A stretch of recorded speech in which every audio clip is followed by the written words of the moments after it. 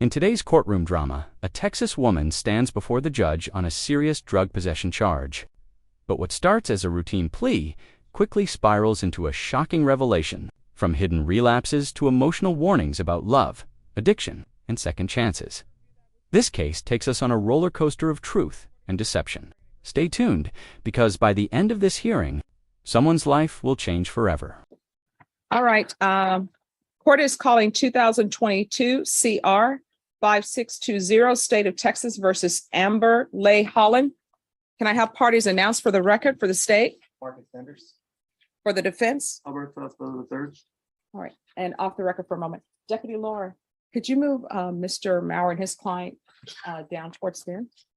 All right. We're back on the record. And are you Miss Holland? Yes, ma'am. How do you pronounce your last name? Holland. Holland. Okay. Miss Holland, I'm going to show you what's entitled Court Admonishments of Defendant's Waivers and Affidavit of Admonitions. Did you review that document with your attorney? Did you understand it, and did you sign it in all the appropriate places? Yes, ma'am. Did you understand that the state is proceeding on the lesser included offense of possession of a controlled substance, penalty group 1 less than 1 gram? That's a state jail felony. The range of punishment is anywhere from 180 days up to 2 years in the state jail facility and up to a $10,000 fine. Did you understand? Did you understand if the court were to grant your application for deferred adjudication, if for any reason your deferred adjudication were revoked, the court could find you guilty, not grant you community supervision, and sentence you up to 2 years in the state jail facility and up. What the judge is doing here is known as deferred adjudication. It's a legal lifeline, a chance for first-time offenders to avoid a conviction if they follow the rules of probation. But there's a catch. If Amber slips up, even once, that mercy vanishes. The court can immediately sentence her up to 2 years in state jail. Quick question for you. Do you think people deserve this kind of second chance? Or should punishment be immediate? To $10,000 fine. Did you understand? Yes, ma'am. Counsel, has your client been able to provide you with any defenses? Yes, Your Honor. Do you believe she has a rational as well as a factual understanding of the charges against her? We'll find that defendant has knowingly and voluntarily waived her right to jury trial. Showing you the plea bargain page. Did you review that with your attorney? Did you understand it? Yes, I did. According to the plea bargain agreement, the state is proceeding under count 2 to the lesser included offense of possession of a controlled substance, penalty group 1, less than 1 gram. There's a $1,000 fine. State recommends deferred adjudication. And there's $57 to the Bexar County Criminal Investigation Laboratory for testing. Did you understand that to be the plea? Yes, ma'am. Defense? I did, Your Honor. State? Yes, Judge. Next, I'm showing you outside the plea bargain agreement. State is requesting that your deferred adjudication be for a term of 2 years. There be a TAP evaluation and 150 hours of community service restitution. Did you understand those are recommendations from the state and the court does not have to follow those recommendations? Then to the lesser included offense, how do you plead? Guilty, not guilty, or no contest? State any evidence. Yes, state offers State's Exhibit 1 and its attachments. No objection, Judge. Court will find that defendant has knowingly and voluntarily waived and consented to stipulation of testimony and stipulations. Court will accept into evidence State's Exhibits 1 and attachments and review the same. All right, after reviewing State's Exhibits 1 and attachments, the court will find there is sufficient evidence to find you guilty. The court will defer finding of guilt as you apply for deferred adjudication. Are we proceeding with sentencing? Yes, Your Honor. Anything you wish to say on behalf of your client? Judge, just after reviewing everything going over with my client, we ask that you follow our plea bargain agreement. I believe she's accepting responsibility and wanting to show the court that she could be successful on this probation. So just ask that you follow it. All right, are you employed? Yes, ma'am. I've been employed at the same company for 14 years. What do you do? Administrative assistant for a construction company. What does that entail? I do the books. I do billing, invoicing. Do you have any children? No, ma'am, I don't. Do you live by yourself? I just purchased a home last year. I live with my boyfriend lives with me, And who is your boyfriend? James Jones, How old is he? 43, What's his date of birth? 1/18/80. How long have you been together? On and off for about 3 years.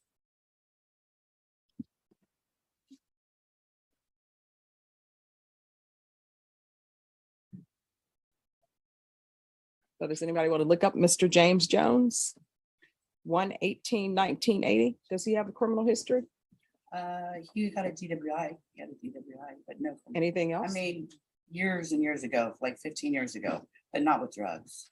What did he have? I believe it was a robbery. What's the date of birth? 1/18/1980. Joe Yes. had a robbery case, judge, that he was sentenced in 2000. He got an 8-year sentence on a robbery case on March 27th of 2012. I don't see any other local. Now watch how the judge shifts gears. She's not just curious, she's investigating. When she asks about Amber's boyfriend, James Jones, she's really trying to gauge Amber's environment.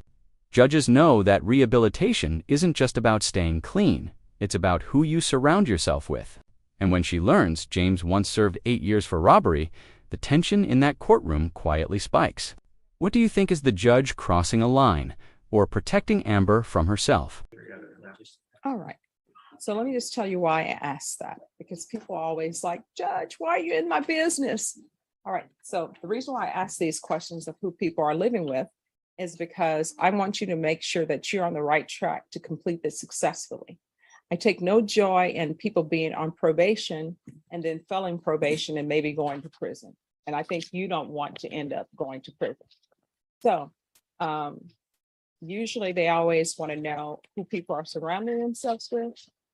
And honestly, in the life that you only have one life to live, and you need to make sure that you're surrounding yourself with positive people. People say you can't choose your family. That's true, but you can choose to cut them loose if they're not being a positive influence. And you definitely should not be bringing someone into your life that's not going to be a positive influence. You understand? Yes, ma'am. So that's why I asked these questions. No problem. Does he have any children? They're both out of state. He has 2 children. Are they adults or no? Oh, no, they're youngsters. One is 4 and one is 13. And if you're drug tested today, what are the results going to be? Negative. All right. Have you ever used drugs? I've used drugs in the past. All right. Yes. What type? Methamphetamine. This moment feels powerful. Amber opens up about her long battle with meth addiction, but also her faith, her job, and her commitment to recovery. You can almost feel the courtroom's tone soften here. She's showing accountability. She's employed, attending church, part of recovery groups. And yet, there's a subtle tension in the judge's face, because in court, words don't matter as much as proof. Okay. In 2007, I got clean. I've been clean, not that I haven't relapsed a couple times throughout the years. I have a job. I hold a 802 FICO. I've held the same job for 14 years. Mhm. I'm very blessed. I'm with Celebrate Recovery. I go to NA, and I'm with Revolution Church, a member to Revolution Church. Okay. I've heard of all those things. I've heard of Revolution Church as well. Okay. All right. Is there anything else from either side? Nothing further, Judge. No, Your Honor. All right. This is what the court is going to do. There is $1,000 fine that'll be probated. 2 years deferred adjudication. Proof of employment within 15 days. And I'm giving you 15 days because you say you're already employed. There's to be no employment as a home health care provider or with minors.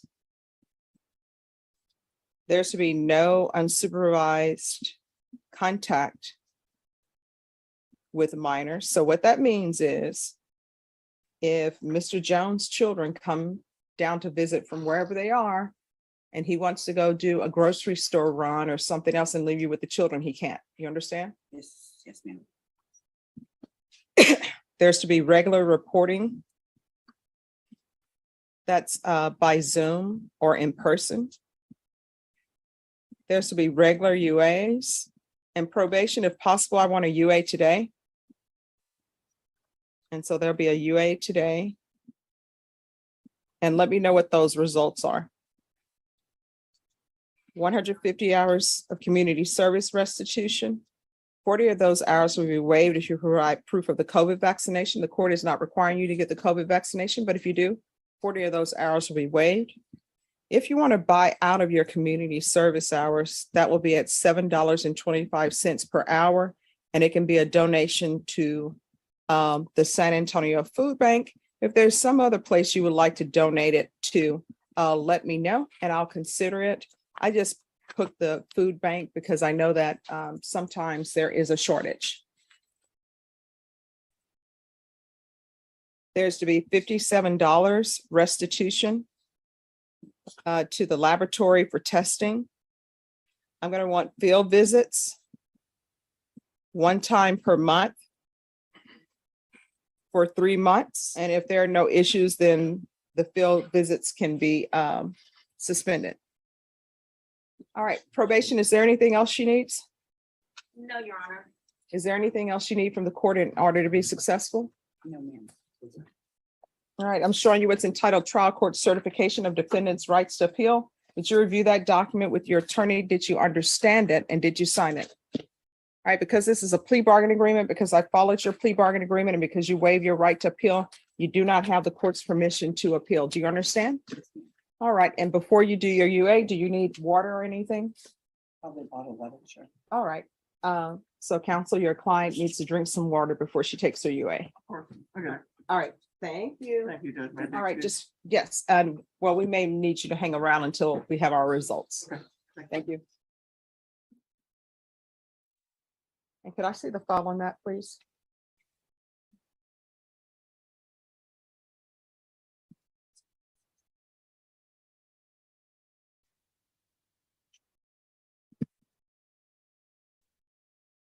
All right, so you want to change, could we go on the, oh, that's okay, that's fine. You want to change? Here comes the bombshell.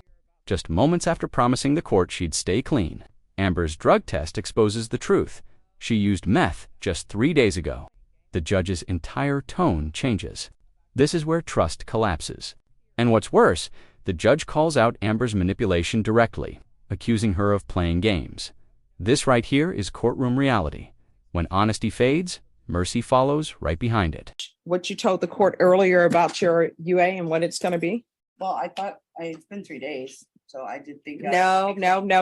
See, here, you're playing games with me because I asked you about your usage and you made it appear as though you hadn't used in forever, which I already knew. Oh, no, I have relapses. I do have. Nope. See, you're doing semantics with me, and I don't like when people do semantics because here's the thing.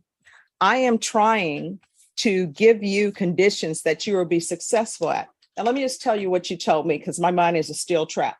You made it appear as though you hadn't used meth for a while. What you told me was, oh, yes, of course I've had relapses.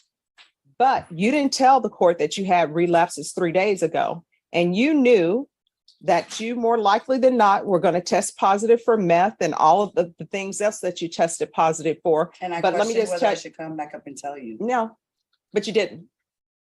And I can tell you what you did because I know what people do. You were praying all your way for that UA, and you were praying when you requested a bottle of water, praying that it was going to be negative, and now it wasn't. And so now you know what's going to end up happening. Is that person here, Mr. James Jones? Mr. James Jones, you're going to have to find someplace else to live. You cannot live with her. There's going to be a no contact order. And you know why? You can have a seat, Mr. Jones. You know why there's going to be a no contact order? There's going to be a no contact order because I know for a fact that even if you don't intend to get a haircut, if you hang around the barbershop long enough, you're going to get a haircut. And if you are using, you know what that means? That means that he's using. And that means that he is not a person who should be in your life, that he is holding you back. You understand? Yes, ma'am. So you're not going to be having any contact with him. Can I take a UA? Because I've been clean since 2011. This judge isn't pulling punches. She bans James Jones from living with Amber, calling him a dangerous influence and even comparing him to a barbershop where, sooner or later, you're bound to get a haircut. Translation? If you hang around users, you'll use again. And when Amber protests, saying her boyfriend just got out of rehab, the judge shuts it down. She knows two recovering addicts together rarely survive the storm. Be honest, do you agree with this tough love approach? So there's to be no contact with James Jones, and he had better find a new place to stay.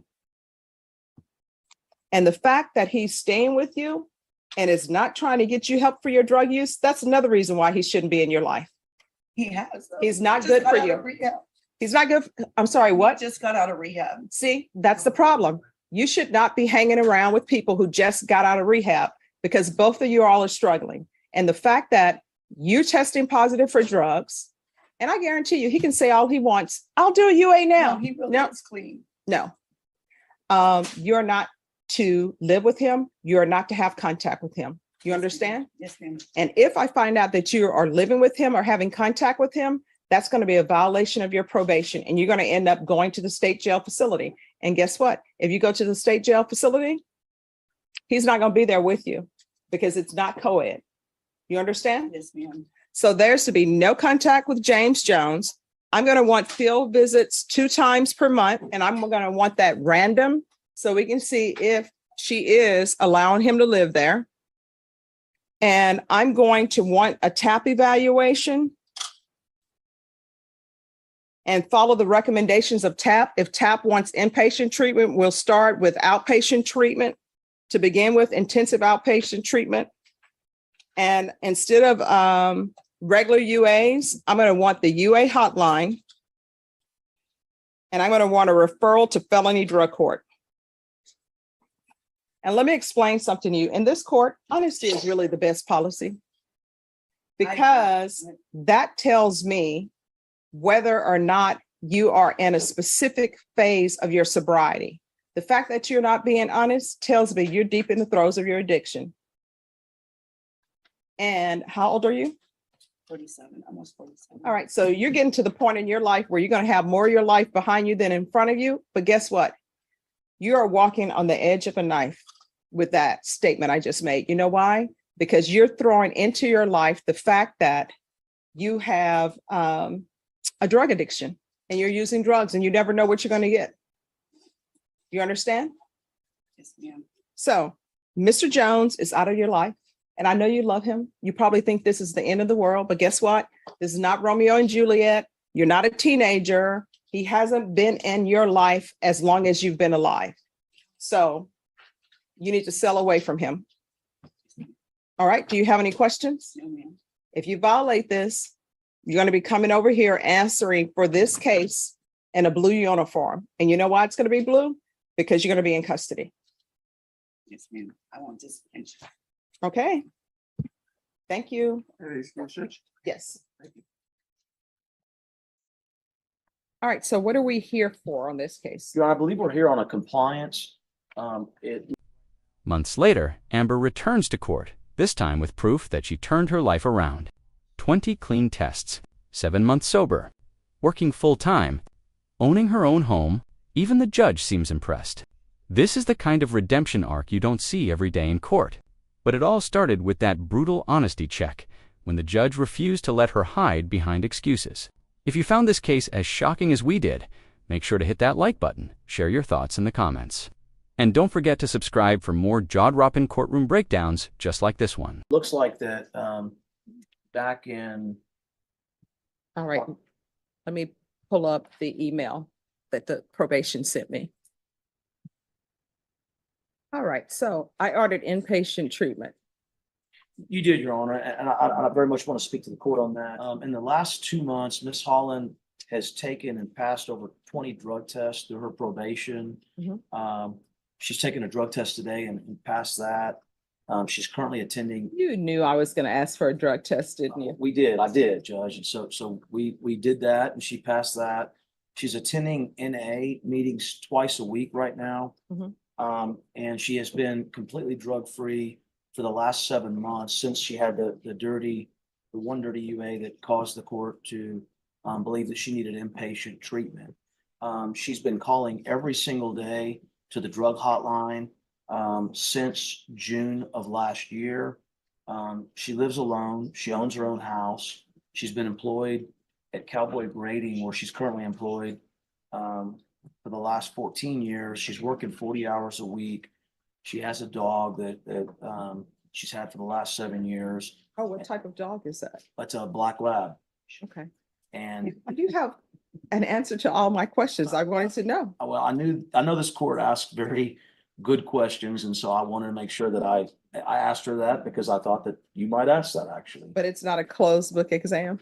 Well, you know, That's an inside joke between us, but okay. and I won't make any comments to that, but I do have my opinion on that. And she's in complete compliance otherwise with her conditions of probation. When the court ordered the inpatient or added the inpatient as a condition, on her own initiative, she went and enrolled herself in outpatient at Lifetime Recovery. Mhm. And she had already started the Lifetime Recovery actually before the court ordered the inpatient. And actually 1 month after the court amended it on November the 9th of last year, she completed her Lifetime Recovery IOP program. And so we recognize the court's concerns. She remembers the talking to that this court had with other defendants that were in similar situations during her time getting up to, and I wasn't her trial counsel at the time, by the way, but in her time in this court, she recognizes the serious nature of being on probation, and she did relapse last June, but she's been drug and alcohol free since that time, and I think has demonstrated her ability to remain drug and alcohol free. And so we're asking the court to not require her to do the inpatient. All right, can you raise your right hand for me? Do you solemnly swear or affirm the testimony you give will be the truth and nothing but the truth, so help you God? Yes, ma'am. All right, you can lower your hand, state your name for the record. Amber Hollins. All right, so what treatment are you in? At this time, I'm Yes. going to NA twice a week. Okay. And so you completed the Lifetime Recovery Correct. and you're still doing the UA hotline? Yes, ma'am. Every day I've called for almost, it's been over a year. Okay. So this is what the court will do then, unless there are any other questions? No questions, Your Honor. All right. So you're going to continue doing your NA for 2 times per week. Ms. Abrams, we're going to continue with the UA hotline, but with the UA hotline, it's only going to be testing. We're going to start out with testing once every 2 weeks, and then we'll do testing once every 3 weeks, then testing once a month. I still want the UA hotline there because it's random. Not a problem. So one day you may have to test, one day you may not have to test. So we're gonna handle this in incremental stages until you're on for regular testing. All right, do Yes, ma'am. you have any questions about anything? No, ma'am. Anything else from either side? No, ma'am, Your Honor. All right, keep up the good work, okay?